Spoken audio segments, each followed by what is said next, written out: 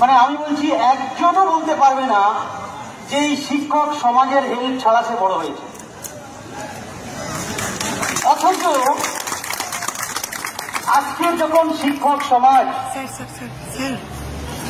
তাদের ন্যায্য অধিকার, তাদের নিজস্ব সার্ভিস, তাদের পড়ানোর যে অভিজ্ঞতা, তাদের যে শিক্ষা দেওয়ার যে প্রচেষ্টা, যে আপনার টেকনিক বলুন, যে ব্যাপারে তারা এক্সপার্ট, সেই কাজটা যখন তারা তাদের জায়গায় করতে যাবেন বা যাচ্ছেন, সেখানে শুধুমাত্র পলিটিক্যাল নয়, একটা রাষ্ট্রীয় বাধা তাদের উপরে আসছে। শুধু রাজনৈতিক দিক দিয়ে নয়, তাদের আপনার আইনগত দিক দিয়ে কোর্ট থেকে, কাছারি থেকে, অফিস থেকে, আদালত থেকে তাদের একটা প্রিভেন্ট করে দেওয়ার প্রচেষ্টা চলছে। সেটা শুধুমাত্র আজ থেকে যদি 10 বছর পরের জায়গাটা আমি দেখার বা ভিজুয়ালাইজ করার চেষ্টা করি, তাহলে শুধুমাত্র আমি দেখবো এই 20,000 লোকের চাকরি গেল না, 20 লক্ষ বাচ্চার ভবিষ্যৎ নষ্ট হয়ে গেল। এই যন্ত্রণা থেকেই আমাদের আজকে এখানে আসা, এবং সেই যন্ত্রণার পাঠটা আমরা শেয়ার করার জন্য আসি।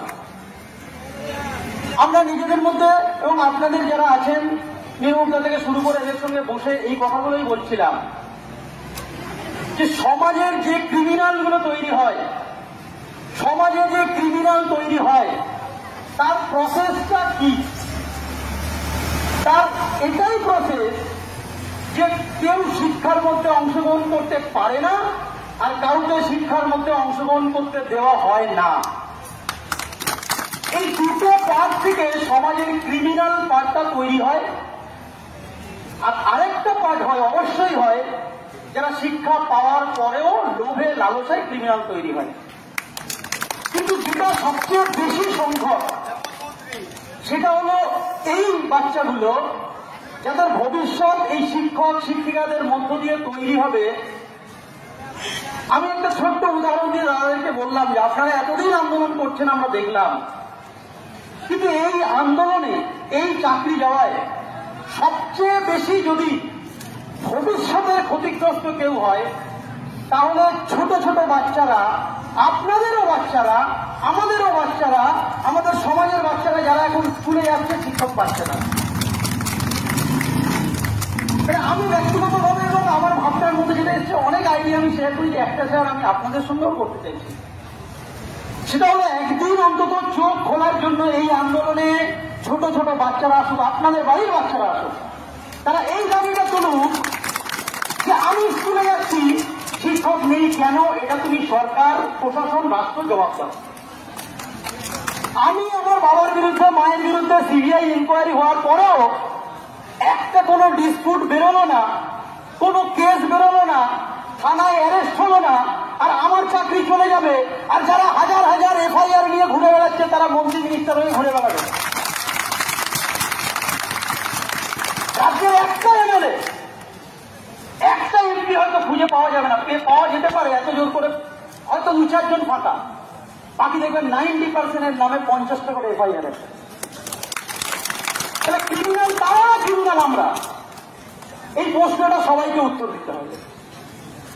একটা অর্ডারের বদলে শুধু চাকরি যাওয়া নয়, ভবিষ্যতের বাংলা, আমরা যেখানে থাকি সেই বাংলার সুফল হচ্ছে, কুফল হচ্ছে, বাংলা সঠিকভাবে চলছে, সেই দায়িত্ব আমাদের এক ফোঁটা ফোঁটা আছে, আমরা বুঝে নেব হিসেব। সেই জন্য আমাদের আন্দোলন।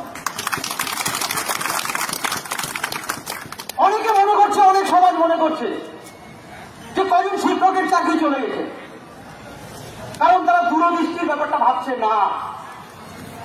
ইভেন আমার বলতে খারাপ লাগছে, তাও বলছি আপনাদের মধ্যেও অনেকজন আছে যারা এই দূরদৃষ্টিটা ভাবছে না।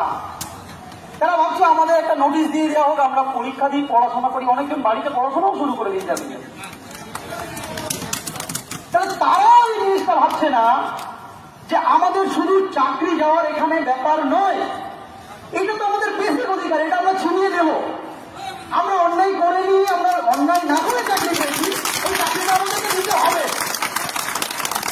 এটার শেষ আমরা দেখে নেব। এটা আমি আপনাদের ভয়ে নিয়ে এই কথাটা মানে দায়িত্ব নিয়ে বলছি, যেটা আমরা দেখে নেব যে আমাদের চাকরি কে ছিনিয়ে নিতে পারে। শুধুমাত্র সুপ্রিম কোর্টের কন্ডেমেশন বা সুপ্রিম কোর্টের অর্ডারের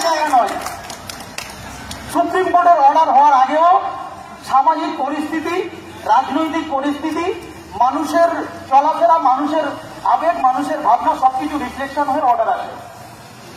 তাহলে আজকের দিল্লিতে বসে একটা অর্ডার হয়ে গেল, আর তার জন্য আমি বাংলার মানুষ হয়ে সেটা প্রতিরোধ করার আমার ক্ষমতা থাকবে না, এটাতে আমি বিশ্বাসী নই। আমি বিশ্বাস করি যে আমার ক্ষমতা আছে, আমার এই সংবিধানই আমাকে ক্ষমতা দিয়েছে যে সঠিকভাবে আমি বেঁচে থাকবো। আমি যদি অন্যায় না করি, আমার উপরে কোনো রাষ্ট্রীয় অন্যায় হবে না। আর এটা এক ধরনের রাষ্ট্রীয় অন্যায়, এটা এক ধরনের সিস্টেমের অন্যায়।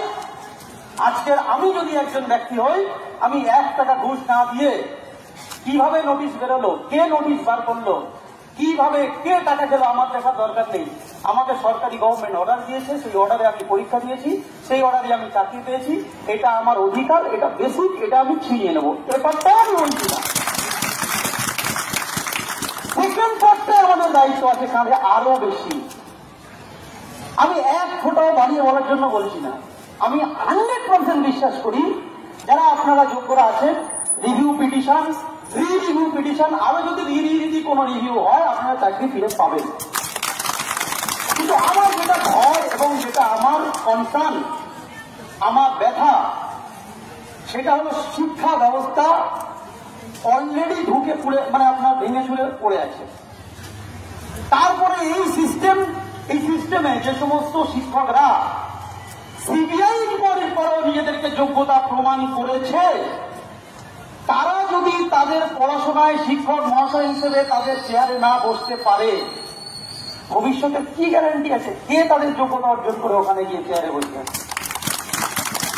আপনি সিবিআই ইনকোয়ারিও করে নিয়েছেন, আপনি প্রত্যেকটা ডকুমেন্ট ভেরিফাই করে নিয়েছেন, প্রত্যেকটা ডিআই অফিস 1 বার নয়, 2 বার নয়, 10 বার, 12 বার, বিরুদ্ধে হয়েছিল 20-22 বার করে চেক করেছে, তারও বেশি। তারপরে যাদেরকে আপনি কলঙ্কিত করতে পারছেন না, যাদেরকে আপনি দাগ লাগাতে পারছেন না, যাদের বিরুদ্ধে এফআইআর করতে পারছেন না, যাদের বিরুদ্ধে অন্যায় আপনি প্রমাণ করতে পারছেন না, তাদের চাকরি কেন যাবে? এই প্রশ্নের উত্তরটাই আমাদের চাই। আর দ্বিতীয় কথা যেটা আমি বলার, আমরা বলেছি যে কোনো আন্দোলনে একটা নির্দিষ্ট টার্গেট বেঁধে নিয়ে এই 3 দিনে আমরা এই জিনিসগুলো অ্যাচিভ করতে চাই। কমপ্লিট অ্যাচিভ না হলেও অ্যাচিভ করানোর জন্য যে ব্যক্তিগুলো বসে আছে তাদের মুখ থেকে বলানো চাই।